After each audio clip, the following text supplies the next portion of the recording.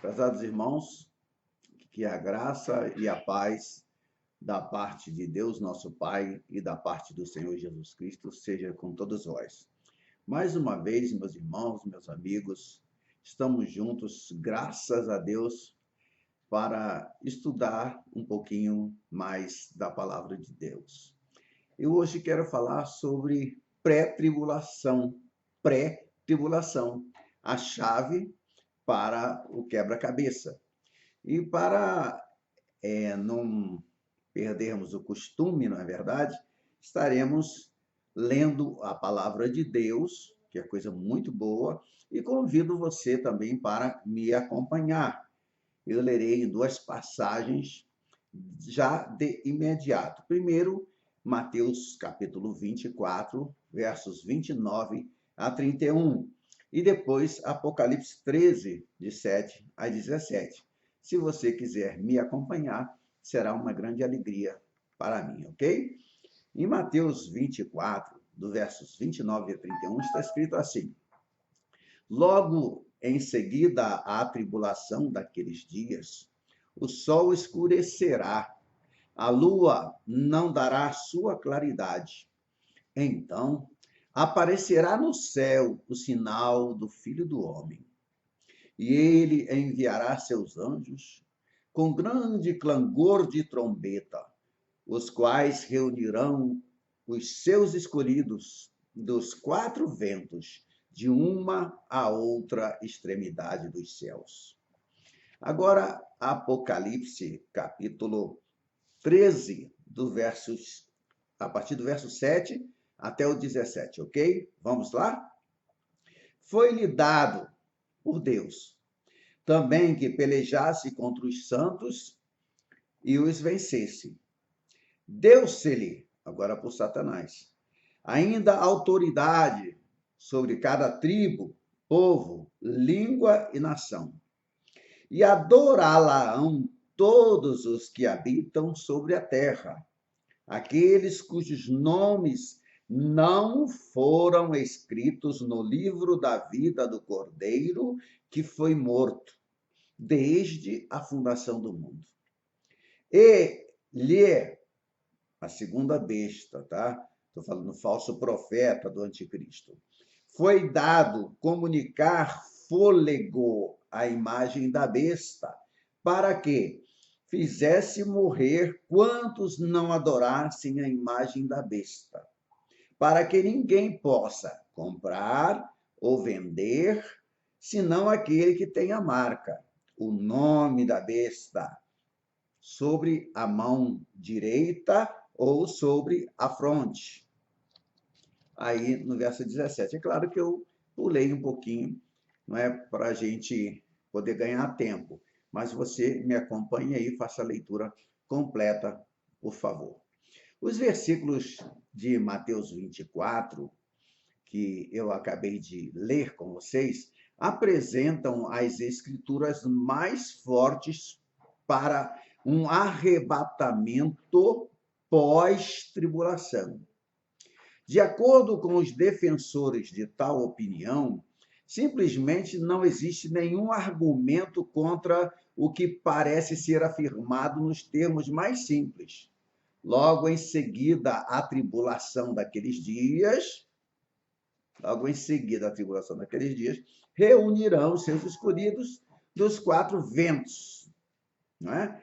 A interpretação apropriada baseia-se no argumento básico que nós temos sustentado de tantas maneiras, com evidências bíblicas e históricas e, amados, com lógica nos capítulos anteriores, com lógica no que se tem estudado, no que se tem falado, no que se tem buscado na Bíblia, não é? Há duas vindas. Primeira, o arrebatamento, que deve acontecer no início da 70ª semana de Daniel. E a segunda vinda, que claramente acontece no fim no meio da Batalha do Armagedon, viu? Quando eu digo no início da 70ª semana, eu quero dizer antes da 70ª semana. Antes, o arrebatamento vem, logo depois começa a ser contada a 70ª semana de Daniel. Alguém falou, mas como é que é esse negócio de vinda? Como é isso? Nós já temos falado bastante, não é verdade? E há uma vinda de Cristo logo em seguida à tribulação daqueles dias. Não é o arrebatamento, porém a segunda vinda. Depois da tribulação daqueles dias, é a segunda vinda e não o arrebatamento. Você entendeu? Você entendeu isso?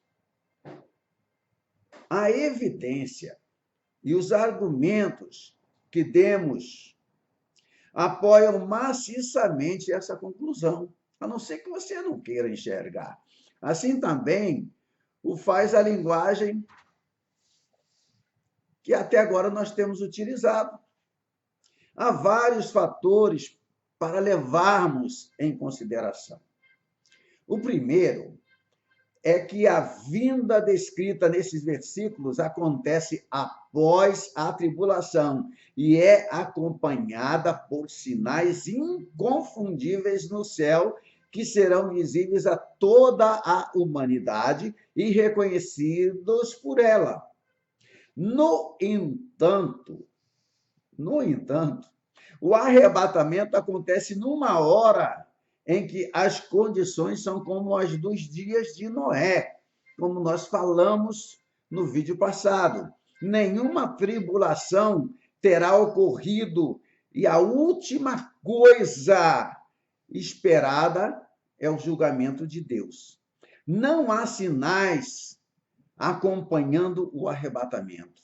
A ideia, meus amados, é de total surpresa, como eu também já disse. E é por isso que Cristo nos avisa para vigiarmos, para que esperemos, né? Esperemos esse dia de tal forma que ele não nos pegue desprevenidos.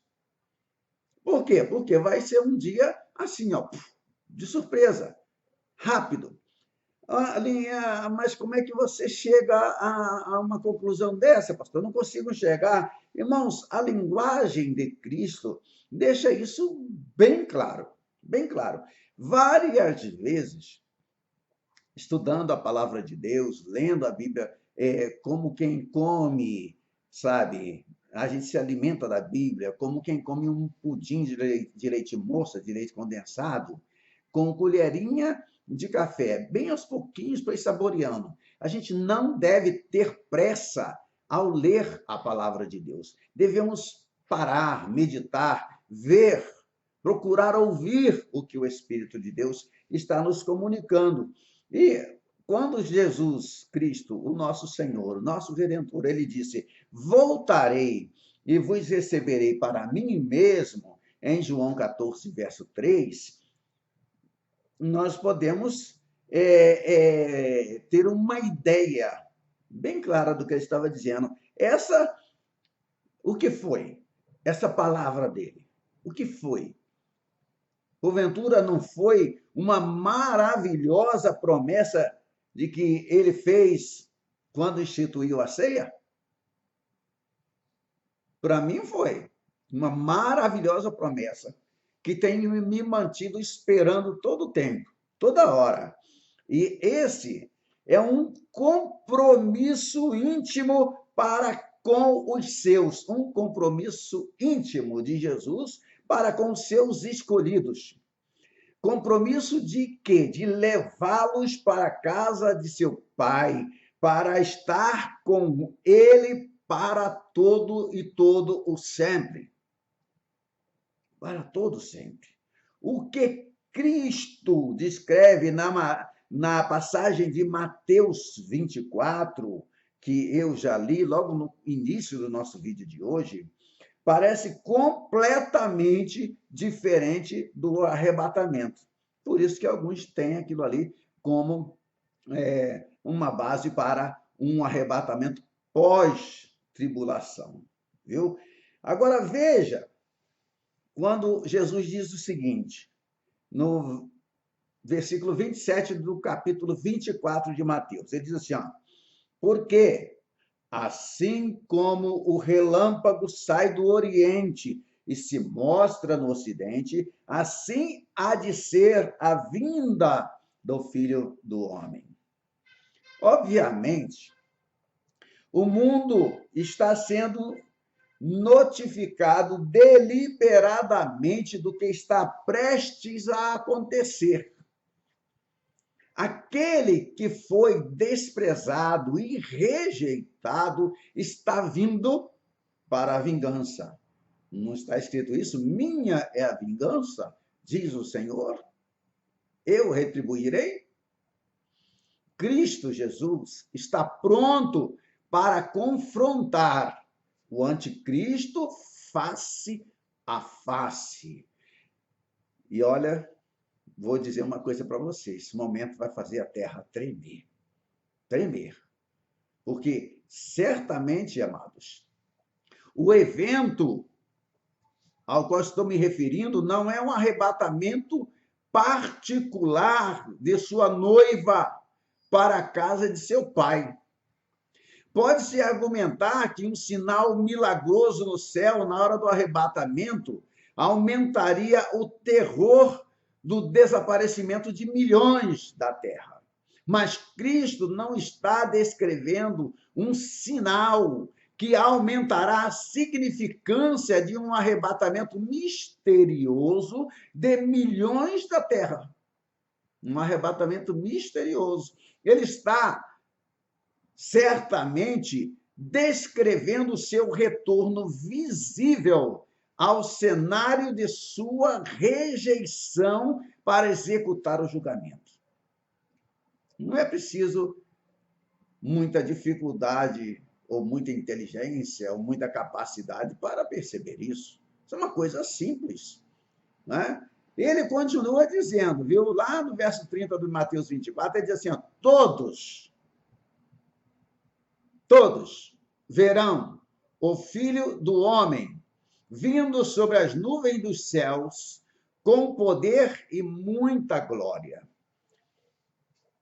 Só poderia ser no Armagedon, na planície de Meguido, para o Monte das Oliveiras, como João explicou, vamos dizer assim, com maiores detalhes, mais tarde.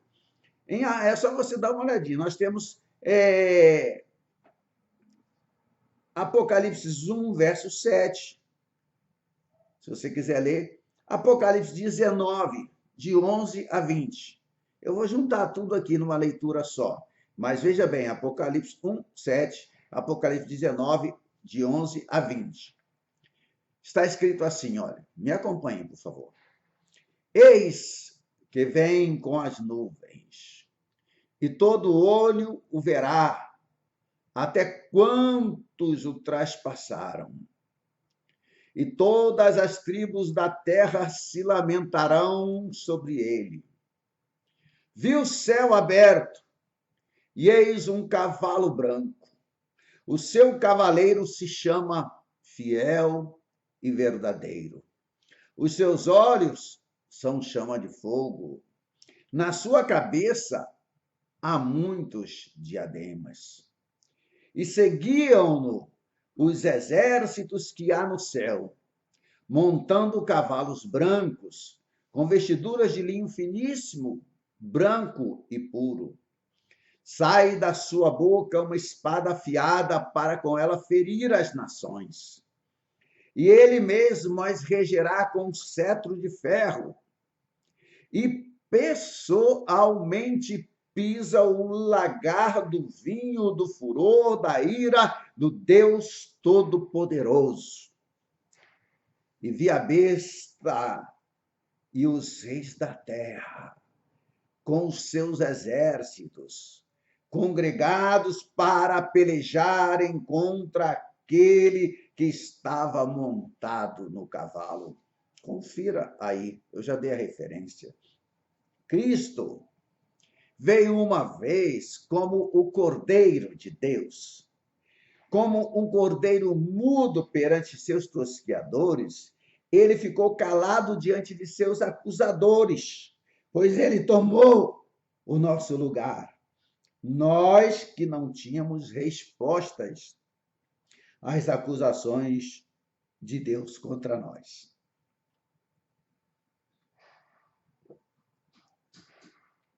Ele foi humilde e submetido ao ódio e ao abuso do homem.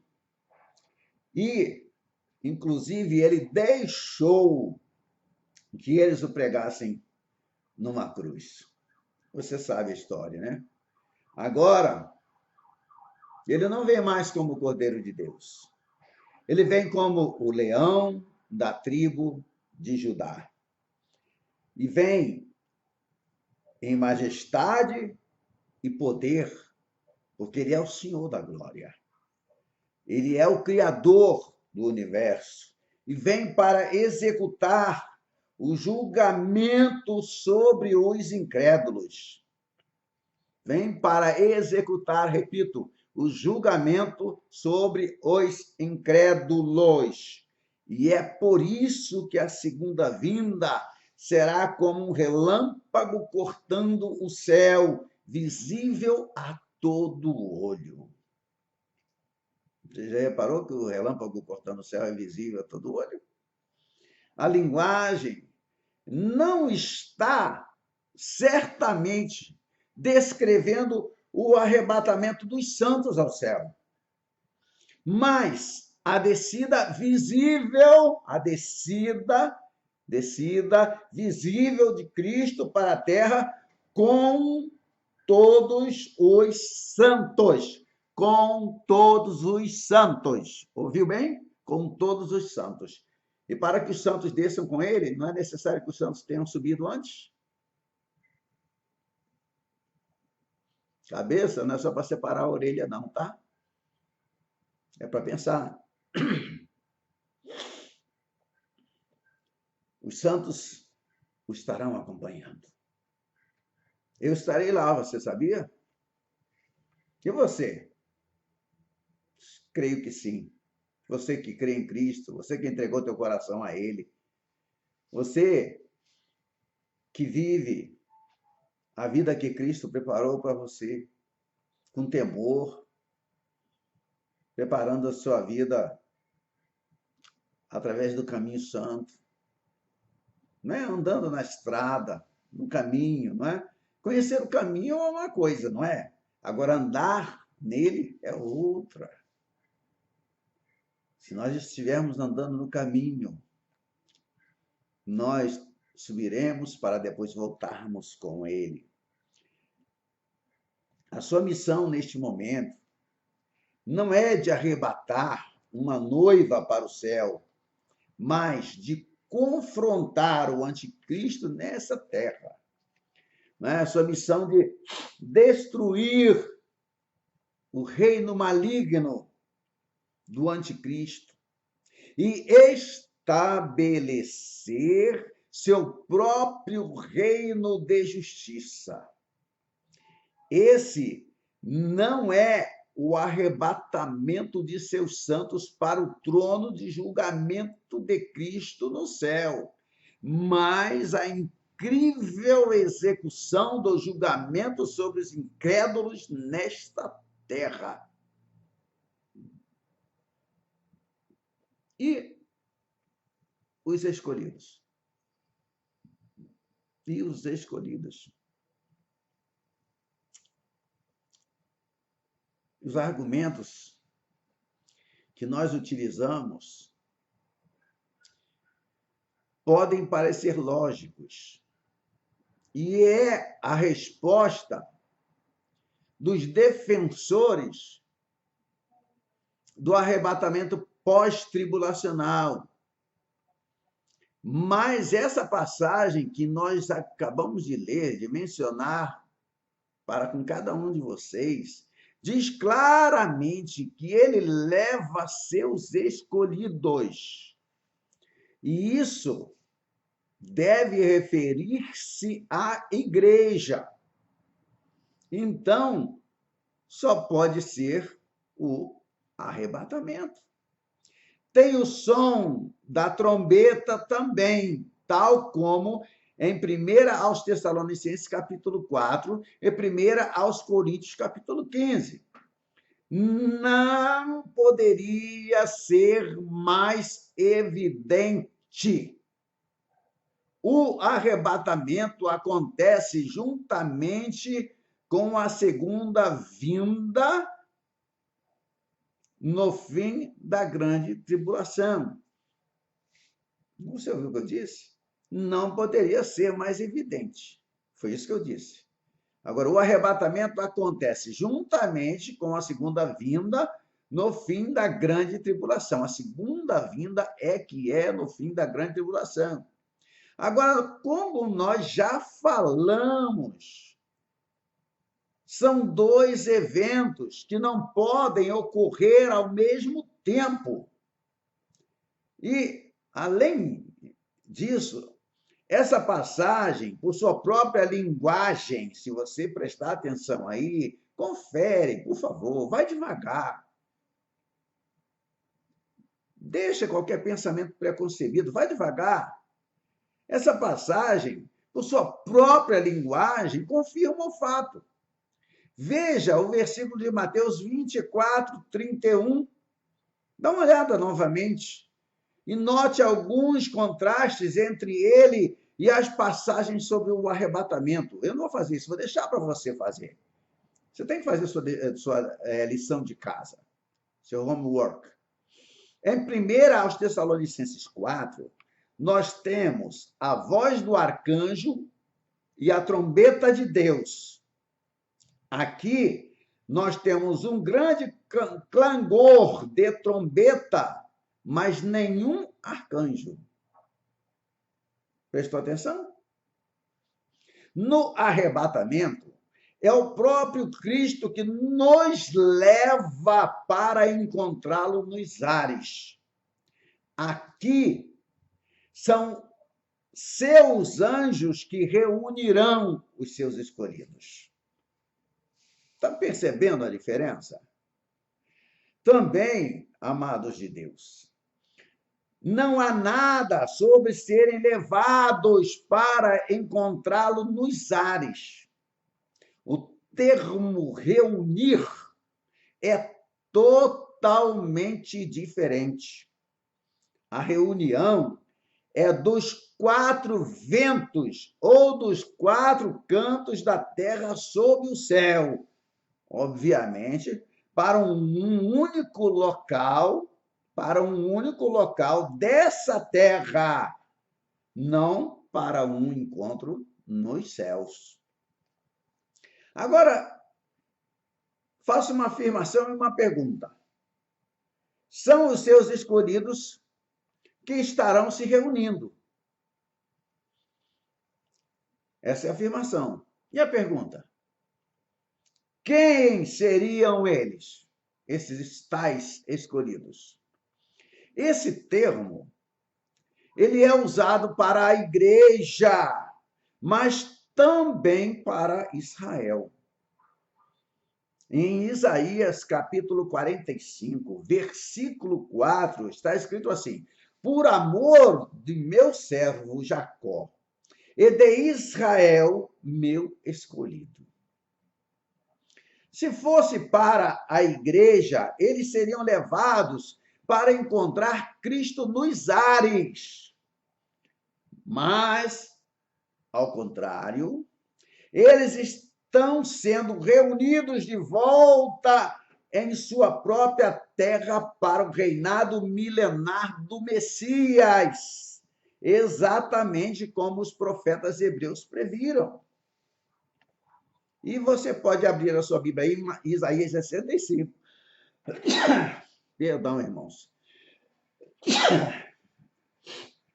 Isaías 65, versos 9 a 25. Versos 9 a 25. Você leria comigo? Você me faria essa gentileza de ler comigo? Veja só. Farei sair de Jacó descendência, e de Judá um herdeiro que possua os meus montes, e os meus eleitos herdarão a terra, e os meus servos habitarão nela. E exultarei por causa de Jerusalém, e folgarei do meu povo, e nunca mais se ouvirá nela voz de choro. E os meus eleitos desfrutarão de todo as obras de suas próprias mãos, porque são a posteridade bendita do Senhor. E os seus filhos estarão com eles. O lobo e o cordeiro pastarão juntos, e o leão comerá palha como o boi. Não farão mal, nem dano algum em todo o meu santo monte, diz o Senhor. Eu sempre posso ver em minha, coloca entre aspas, loucuras, que Abraão tem duas sementes. Duas sementes. Quando Deus chamou Abraão, falou assim: Abraão, vem cá, vem aqui, olha os céus. Vê se você pode contar as estrelas. E Abraão não pôde contar as estrelas. Olha para o mar, vê se você pode contar os grãos de areia na praia do mar. E Abraão também não pôde contar. E ele disse assim: será numerosa a tua semente. O que eu pude ver? Duas sementes.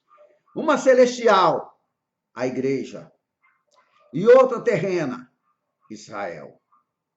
Não me importa se concordam comigo ou não, eu falei na minha loucura.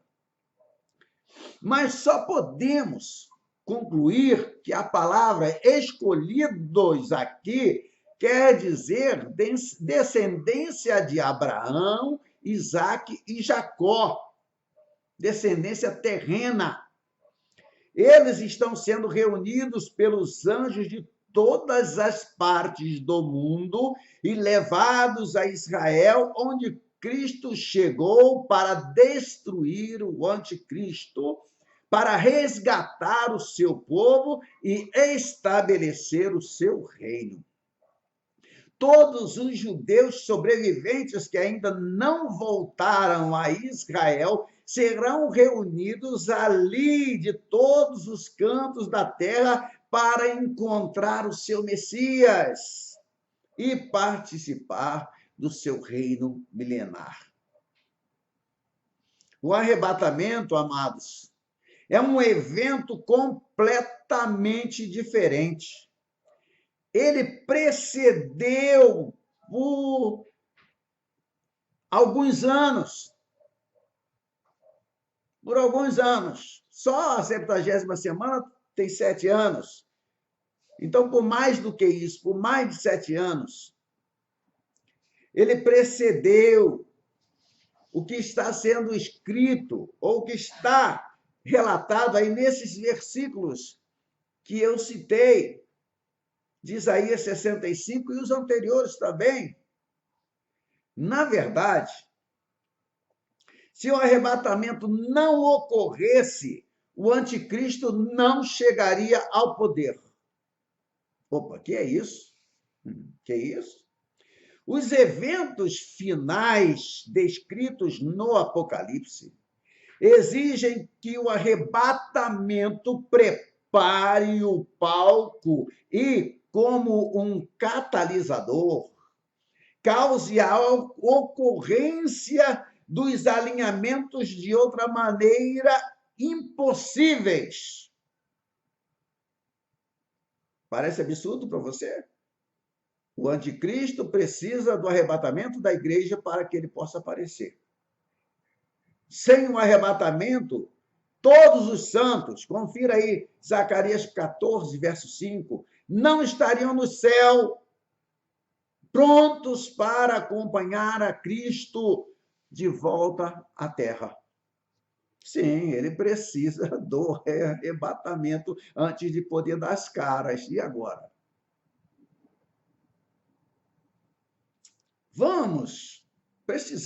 temos que encarar a realidade de um arrebatamento pré-tribulacional.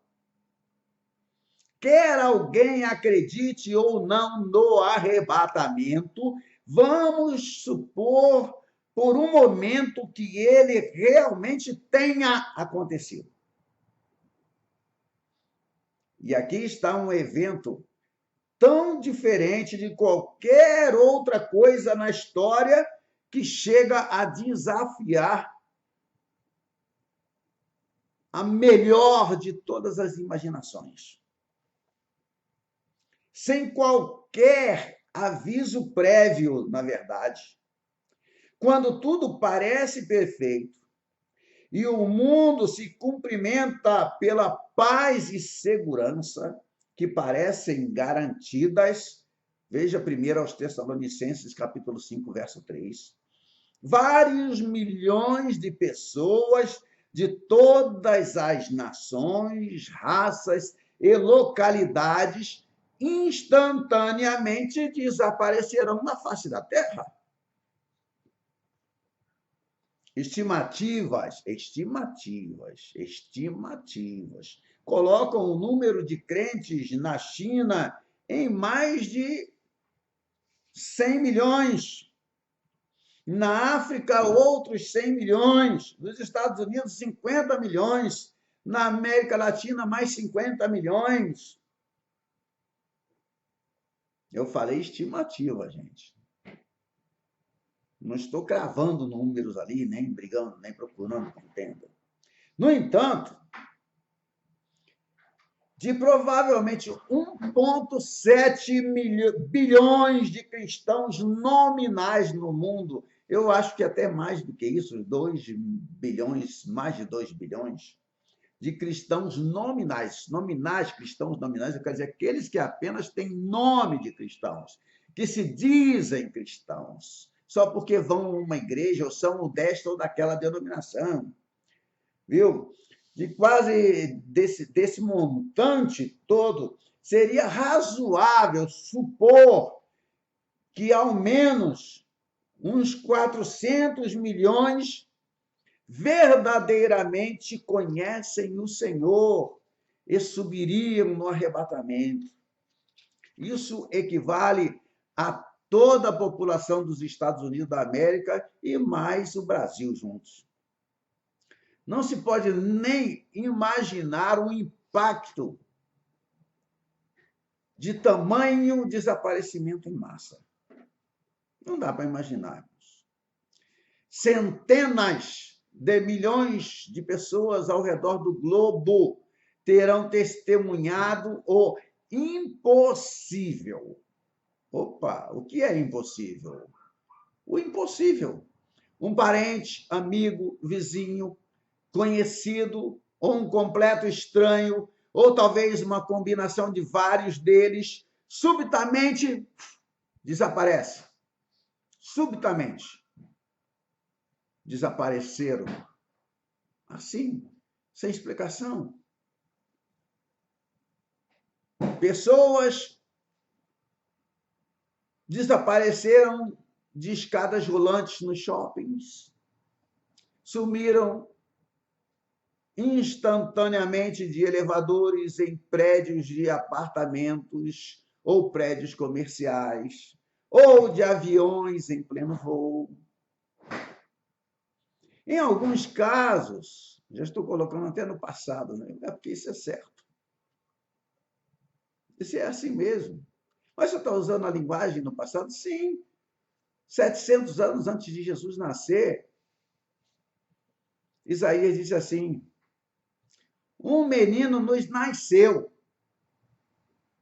um filho se nos deu, o principado está sobre ele, e o seu nome será Maravilhoso Conselheiro, Deus Forte, Pai da Eternidade e Príncipe da Paz. Veja que Isaías disse: um menino nos nasceu, e faltava aproximadamente 700 anos para esse menino nascer, mas ele já disse, porque era certo. E eu disse: sumiram, desapareceram. Estou usando o linguajar bíblico. Em alguns casos, amados, toda a tripulação da cabine de um avião desapareceu. E o que será que vai acontecer com o avião? O avião caiu. Caiu, para usar a mesma linguagem que eu estou usando agora. Motoristas de automóveis em todos os tipos de estrada e rodovias sumiram. Em partes de algumas rodovias, a pilha de destroços pode levar semanas para ser removida por causa da falta de equipamentos para lidar com um desastre de tamanho porte. E também por falta de operadores de guindastes e rebocadores, que também desapareceram, para usar a mesma linguagem, misteriosamente. Irmãos, muitos rostos conhecidos estarão faltando nos cargos mais elevados que se acha em todos os governos da Terra. Você pode ter certeza disso. As Forças Armadas, com certeza, agora eu vou usar a nossa linguagem aqui, no momento do arrebatamento, quando se der o arrebatamento, as Forças Armadas sofrerão uma redução dramática. Almirantes, generais, coronéis, pilotos de caça, de bombardeiros, de helicópteros, pessoas em cargos elevados, pessoas em cargos ultra secretos que envolvem criptografia, armas nucleares, todos sumirão. Todo aquele que crer em Cristo, for verdadeiramente cristão, não importa a classe que ocupe, ele vai sumir, ele vai ser levado para o encontro do seu Senhor aos ares. Negócios, indústrias foram, não, vou colocar uma linguagem nossa aqui agora, serão semelhantemente privados de peças-chave, de pessoal-chave nas fábricas e nos escritórios dos executivos. Sim, Jesus também salva ricos, salva doutos e indoutos. O sangue de Jesus Cristo foi derramado por todo aquele que nele crê. O Conselho de Segurança das Nações Unidas, exceto alguns de seus membros que também desapareceram, pode ter certeza disso, que lá também tem salvo, se reunirá em sessão de emergência o dia todo. Oficiais perturbados em todas as cidades de qualquer tamanho enfrentarão o mesmo caos inimaginável. Levará meses para atender aos beneficiários de seguros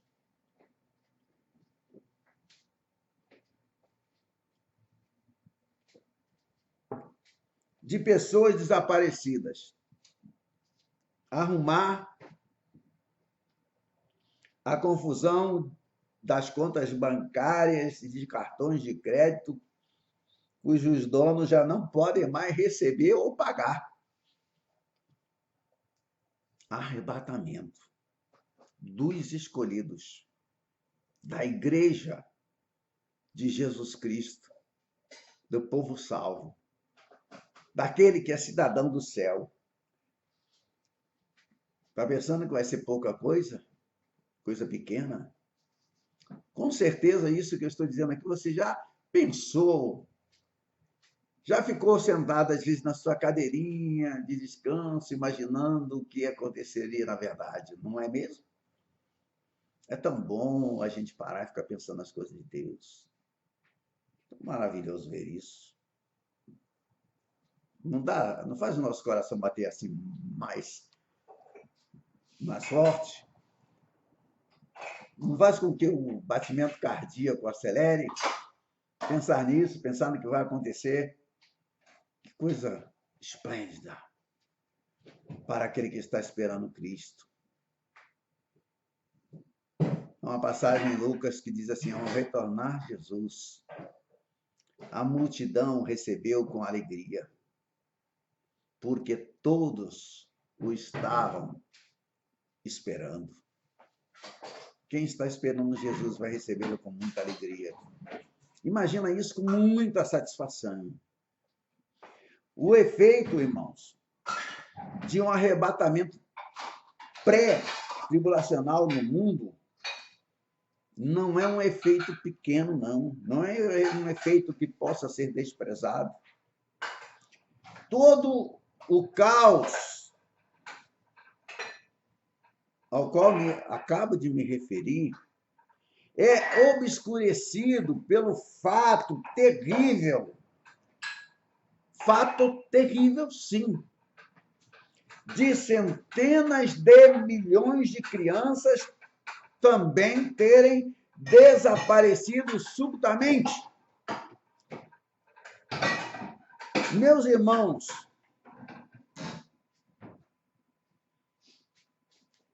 Cristo veio para o que era seu. Foram os seus que não o receberam. Mas todo aquele que nele crê será levado para o céu.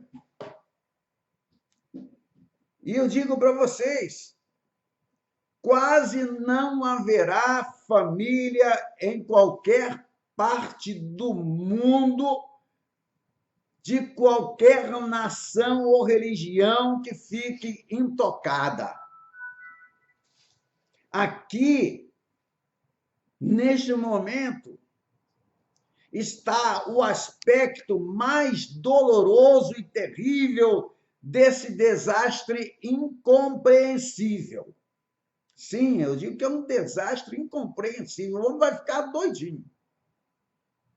O fato de muita gente desaparecer, não importa a idade, não importa o sexo, não importa a sua posição na sociedade, não importa se alguém deu a ele ou não importância, se o seu valor foi ou não reconhecido. O fato de tais pessoas desaparecerem dá a esse evento que chamamos de arrebatamento a sua característica mais traumática. Faça uma pergunta que muitos farão naquela hora. Para onde todos eles, adultos, jovens, velhos, adultos, jovens e crianças, terão ido? Quem os levou? Quem? Existe algum poder intergaláctico capturando escravos? Será? Muitos vão pensar nisso. ETs vão levar a culpa. Será que os sumidos foram transportados para uma espaçonave avançada e levados para povoar outro planeta numa experiência bizarra? Os habitantes da Terra se sentiriam, irmãos, à mercê de um poder que, obviamente, não tem compaixão e contra o qual não há defesa. Uma pergunta que eu vou fazer já já. Primeiro, uma afirmação. Depois, uma pergunta. A afirmação é: a qualquer momento, milhões desaparecerão. E a pergunta é: quem serão aqueles a serem raptados? Quem serão? Você sabe a resposta, não sabe? Você sabe a resposta. Mesmo que você não seja hoje aí um cristão, você já ouviu falar ou já leu a respeito. Às vezes até fez gozação com algum dos que te falaram sobre isso. Mas, além da perplexidade, do mistério, do caos, há o terror indescritível que tomará conta do mundo. E aqui, nesse momento, eu te digo que estaria finalmente algo grande o suficiente para unificar todas as facções em guerra no mundo inteiro. O horror compartilhado por todos os habitantes os uniria como nada mais poderia fazer. A repentina sensação de unidade e dependência mútua experimentada por poucos sobreviventes de um acidente de avião num pico de montanha não se compararia à unidade criada entre os sobreviventes dessa catástrofe que, para a grande maioria, é inconcebível e amedrontadora. Mas para aqueles que estão esperando Jesus, será motivo de muita alegria. Conflitos entre muçulmanos e hindus na Índia, entre árabes e judeus em Israel, entre católicos e protestantes na Irlanda, entre grupos étnicos na ex-Iugoslávia ou na antiga União Soviética, de repente vão parecer insignificantes.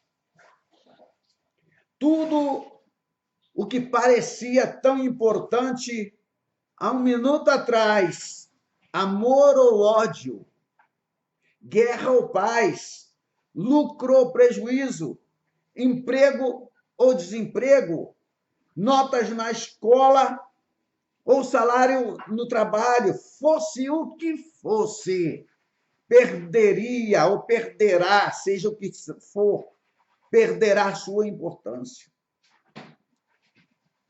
A única coisa que eu digo que pós-arrebatamento, imediatamente após haveria, seria só uma realidade.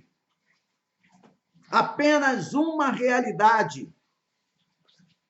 O medo apavorante que toma conta de todo indivíduo sobreviveria até a tristeza pelos desaparecidos. O medo seria a única coisa a restar, mais até do que a tristeza pelos entes que desapareceram. Pânico e terror total. Pânico e terror total e delirante é o que reinará.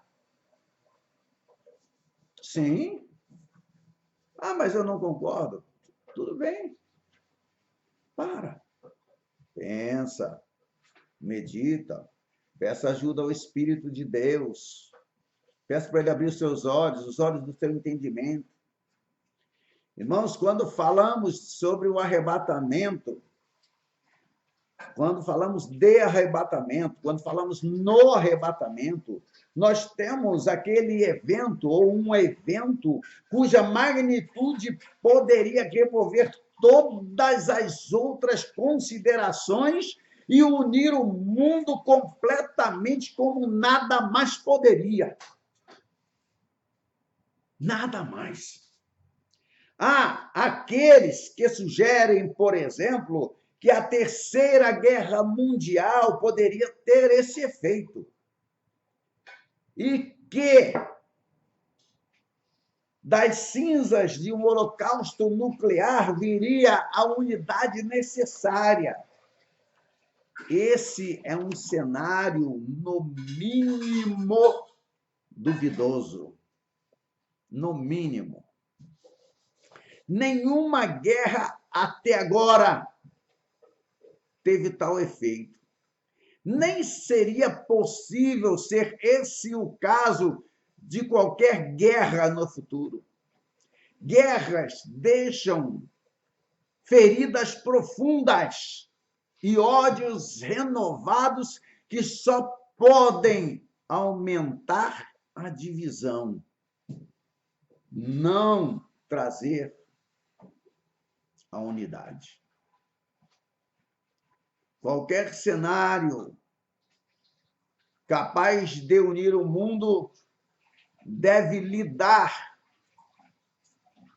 com mais de 1 bilhão de muçulmanos cuja aliança com Alá os compromete à total supremacia islâmica como principal artigo de sua fé.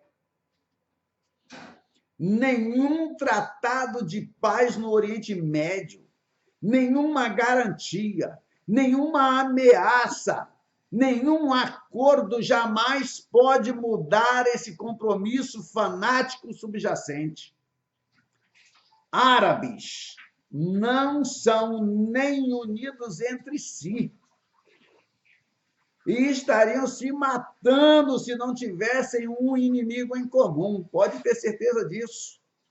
A única coisa que dá ao mundo árabe qualquer aparência, veja que eu falei, aparência de unidade, é o seu ódio comum por Israel e a paixão que compartilham, perdão pelo erro, compartilham em ver Israel aniquilado. É o sonho de todo muçulmano. Tente pensar em qualquer outra coisa que poderia unir instantaneamente os árabes islâmicos com o resto do mundo. Tente. Não há mais nada. O arrebatamento, e somente o arrebatamento, derrubaria todas as barreiras e unificaria o mundo inteiro. Somente o arrebatamento.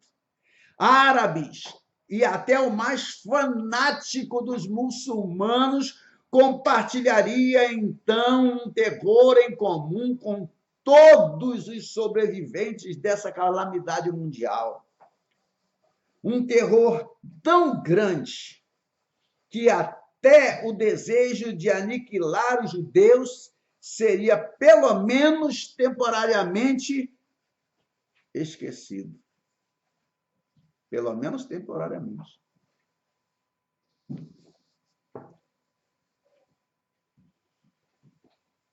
Um arrebatamento pré-tribulação, eu diria que é uma perfeita oportunidade para o anticristo. Uma perfeita oportunidade para ele. Suponha também que, de repente, no meio do terror e caos, um homem surja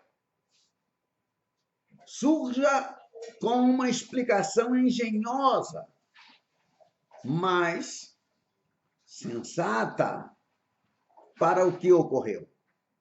Suponha isso. E, além disso, só ele pode garantir que aqueles que se submeterem a ele como soberano mundial estarão protegidos de qualquer futura ameaça de desaparecimento da Terra. Ele aparece com tal promessa, com tais dizeres. Ele não tem falta de credenciais incomuns que gerariam confiança em sua capacidade e sabedoria. Mais convincente de tudo são os aparentes milagres que ele é capaz de realizar. Embora tudo isso seja feito pelo poder de Satanás, ele dá a impressão de que se trata de poder mental ou psíquico, com a promessa de que toda a humanidade pode desenvolver capacidades semelhantes sob a sua direção. Meus amados, há vários cenários possíveis, vários cenários. Vamos considerar apenas um. Vamos supor que houvessem numerosas aparições de objetos voadores não identificados imediatamente após o arrebatamento. Enormes espaçonaves são avistadas em toda parte, até mesmo em plena luz do dia, de modo a não deixar dúvidas sobre sua existência e poder. As forças militares da Terra estão indefesas. Esse homem, numa tentativa ousada de negociação, consente em ser levado para dentro de uma grande espaçonave. E assim, todos são levados a pensar. Você já imaginou que o homem será capaz de pensar numa situação dessa? De todos os habitantes da Terra, ele é escolhido por essas criaturas. Apesar de negarem ter levado alguém da Terra. Criaturas que declaram que eles sabem qual o poder intergaláctico fez tal coisa e que eles poderiam impedir alguma nova ocorrência no futuro. Coisa de filme, né? De filmes que a gente assiste aí no dia a dia. Filmes que parece que são produzidos para criar esta ideia na mentalidade humana. E o único homem com quem negociarão na Terra é esse indivíduo. E através dele, eles garantem proteção se algumas regras forem seguidas. Que plano, hein? Que coisa mirabolante, coisa na cabeça de doido, não é? Não é verdade? Concorda comigo? Deixe tal homem surgir com uma explicação que o mundo acredite e com o poder aparente para garantir a segurança de todos na Terra. Se esse homem aparece com tudo isso, o mundo estará em suas mãos.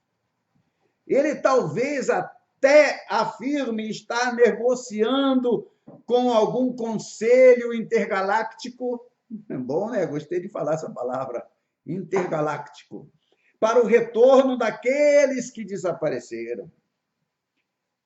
E ainda desnorteados emocionalmente por causa do desaparecimento em massa, aqueles que permaneceram na Terra ficariam muito contentes em permitir que esse grande irmão, muito grande irmão, colocasse sua marca em suas testas, ou em uma de suas mãos, a Bíblia diz na mão direita, e em saber que ele os estaria protegendo, garantindo que não haveria mais nenhum desastre. Opa, recebe a marca, que você vai estar seguro. É o que ele vai dizer e vão acreditar nele. Há muitas outras possibilidades, mas quase nenhuma razão para apresentá-las. Seja qual for a explicação para o desaparecimento numeroso e as circunstâncias ligadas que o tenham provocado, uma coisa está bem clara: o arrebatamento é o catalisador que poderia subitamente trazer à tona a nova ordem mundial com seu governo único e religião mundiais, que é fundamental para o reinado do anticristo. Sim, para o seu reinado no mundo inteiro. O arrebatamento é essencial a qualquer cenário para unificar o mundo sob o anticristo e dar a ele o poder absoluto que a Bíblia indica que será. Agora, eu continuo pensando aqui, para continuar o nosso assunto. É um assunto gostoso, não é? Como esse cenário se encaixa com outras passagens bíblicas? Como? Já tenho dado várias razões bíblicas para um arrebatamento pré-tribulacional. Já tenho falado e demonstrado biblicamente que a 70ª semana de Daniel não pode nem começar a transcorrer até que a igreja seja removida da terra. Já notamos pelas passagens bíblicas que os santos devem ser levados para o céu. E isso tem que ser antes, para que de lá venham com Cristo na sua segunda vinda. Agora, adicionamos uma razão lógica. O anticristo não poderia subir ao poder sem que o arrebatamento aterrorizasse o mundo inteiro, levando-o a unificar-se sob o seu poder. A Bíblia dá pelo menos duas razões, que confirmam essa opinião. Antes de mais nada, meus queridos, a cronologia da ascensão do anticristo ao poder. A cronologia da ascensão do anticristo ao poder. Há aqueles que sugerem que isso não pode acontecer até a metade do período de 7 anos, ou seja, da 70ª semana. Eles não conseguem imaginar como ele poderia adquirir controle mais cedo. O anticristo, no entanto, faz uma aliança de paz com muitos durante toda aquela semana. Como nós já vimos, já falamos em vários de nossos vídeos. E assim, ele tem que estar no poder no começo. Ele quebra essa aliança no meio da semana. Porque se ele vai fazer uma aliança por uma semana, tem que ser fora da semana, concorda comigo? É difícil de compreender isso? Tem que ser antes que o tempo continue. E você sabe que nós estamos falando de semana de anos. Logo, dificilmente poderia ter acabado de chegar ao poder nesse momento, já que é uma aliança que ele celebrou 3 anos e meio antes. As conclusões a que chegamos apresentam um cenário coeso. A 70ª semana não pode começar, nem o anticristo revelar-se, até que, eu disse, até que a igreja seja removida no arrebatamento. Porém, ele deve estar em completo controle imediatamente dali em diante. Isso para fazer a aliança no início da 70ª semana, como Daniel declarou. Quando me lembro de Daniel, sempre lembro como Deus o chamava. Daniel, homem muito amado. Que coisa abençoada, irmãos. Continuamos aqui. Logicamente, então, é o arrebatamento em si que permite a revelação do anticristo e também leva o mundo aterrorizado a uma união de outra forma impossível, elevando repentinamente o anticristo ao controle do mundo. Agora, em segundo lugar, porque eu tinha falado de duas razões. A primeira eu disse, ou seja, lembra que eu falei? Você esqueceu, que eu disse que a Bíblia dá pelo menos duas razões para que eu confirme tal opinião. Agora, a segunda razão qual é? Em segundo lugar, segunda razão, Paulo diz aos Tessalonicenses, segunda aos Tessalonicenses, se você quiser, capítulo 2, versos 6, 7 e 8, diz assim, e agora sabeis o que o detém. O que detém é quem? O anticristo. Para que ele seja revelado somente em ocasião própria. Com efeito, já opera e aguarda somente que seja afastado aquele que agora o detém. Você pode ter certeza que é a presença da igreja, que é a igreja. Então será de fato revelado o iníquo. Tem gente que fica rebuscando, usando palavras rebuscadas, para levar você a pensar em outra coisa. Mas pode ter certeza que está errado. Pode ter certeza de que está errado. É a igreja que precisa ser removida.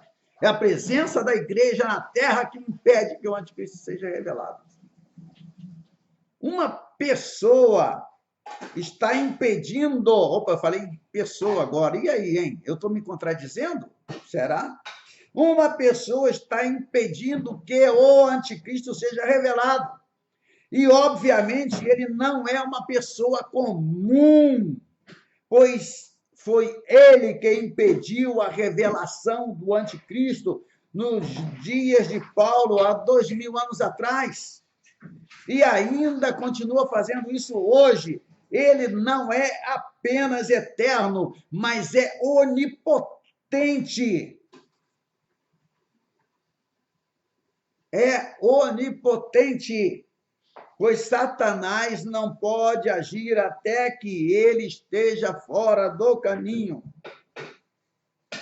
Paulo só pode estar se referindo ao Espírito Santo. E agora, pastor Agão, você está se contradizendo aí? Não, não estou não. O Espírito Santo age através de quem?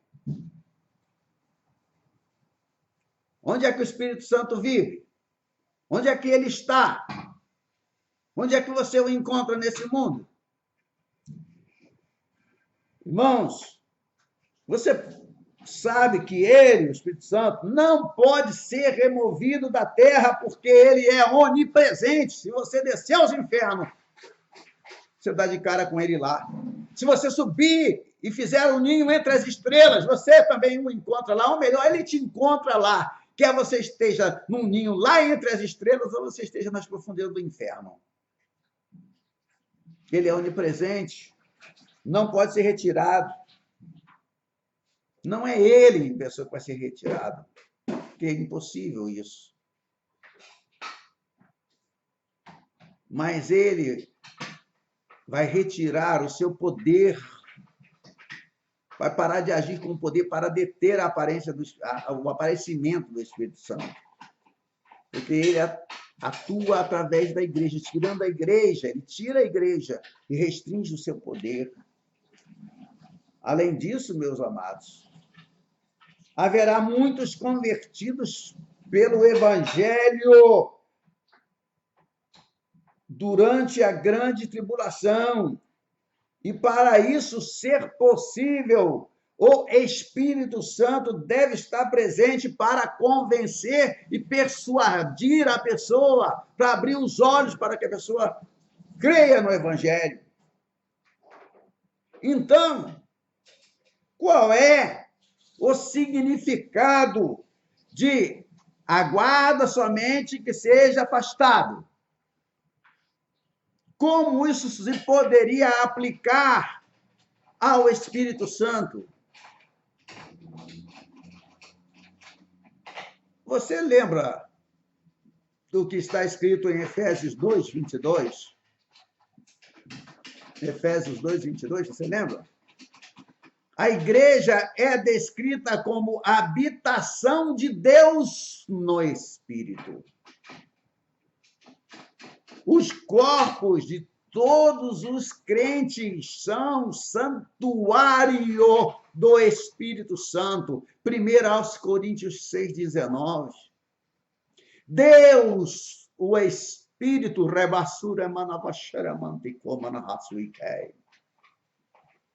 está presente neste mundo de uma maneira singular que não havia antes da igreja ser formada, nem haverá depois da igreja ser removida no arrebatamento.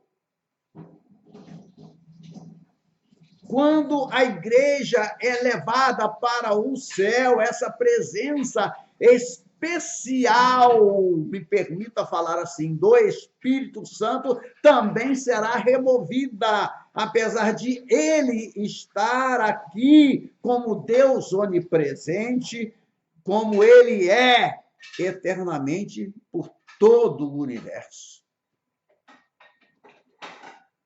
A verdadeira igreja não iria tolerar o anticristo nem por um momento, pode ter certeza disso. Ela iria desvendar a sua identidade, demonstrá-la com a palavra e opor-se a ele. A verdadeira igreja faria isso sim, pode ter certeza. Não esses charlatões que você encontra por aí, mas a verdadeira igreja sim. Porque ela é habitada pelo Espírito de Deus.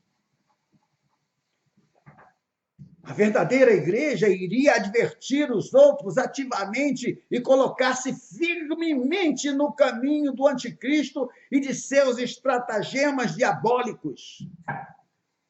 Os planos de Satanás por meio do anticristo não podem progredir até que a igreja seja removida. E, além disso, se a igreja estivesse presente durante a grande tribulação, ela seria aniquilada pelo anticristo.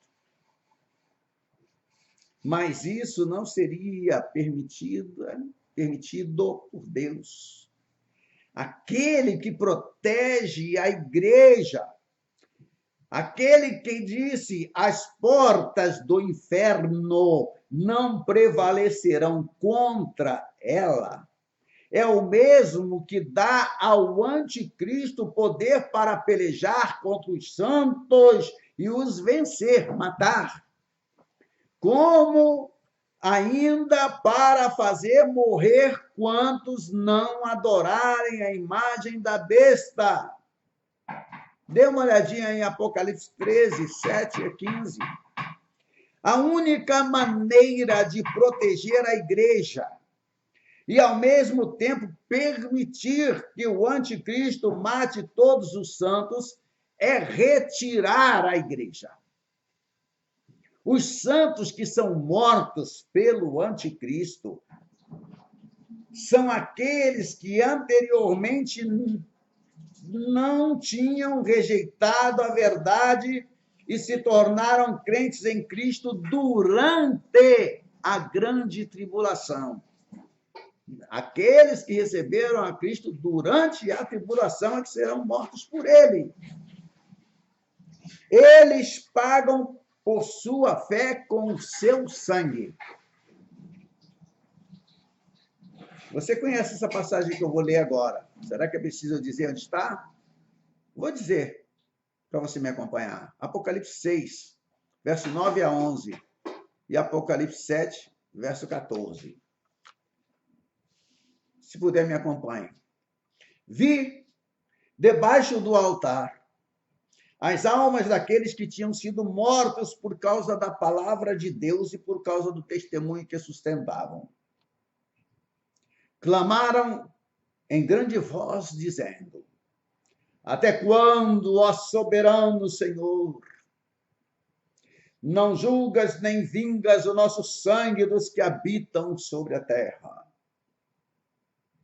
Eles disseram que repousassem, até que também se completasse o número dos seus conservos e seus irmãos, que iam ser mortos como igualmente eles foram. São estes, diz em Apocalipse 7,14, os que vêm da grande tribulação, lavaram suas vestiduras e as alvejaram no sangue do Cordeiro. Amados, um arrebatamento pós-tribulação seria um clássico fiasco. Haveria poucos crentes em Cristo, se houvesse, para levar ao céu. Eles teriam sido mortos, pois tal é o destino daqueles que se recusam a levar a marca da besta, a marca do anticristo, e a adorar sua imagem. Submissão ao anticristo é a única maneira de manter-se vivo durante tal período.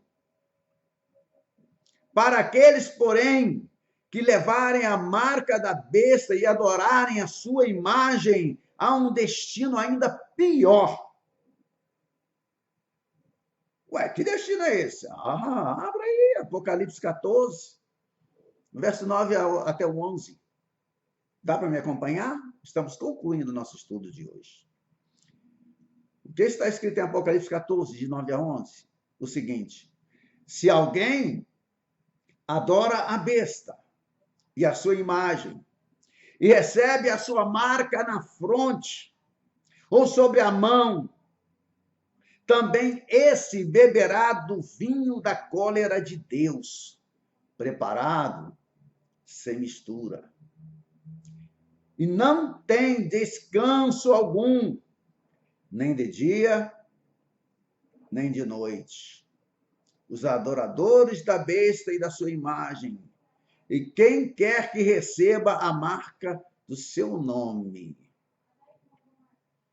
Finalmente, amados, para concluirmos hoje, um arrebatamento pós-tribulação remove um fator essencial envolvido no arrebatamento. Sabe qual é? A iminência. A Bíblia ensina que Cristo poderia ter vindo a qualquer momento na história.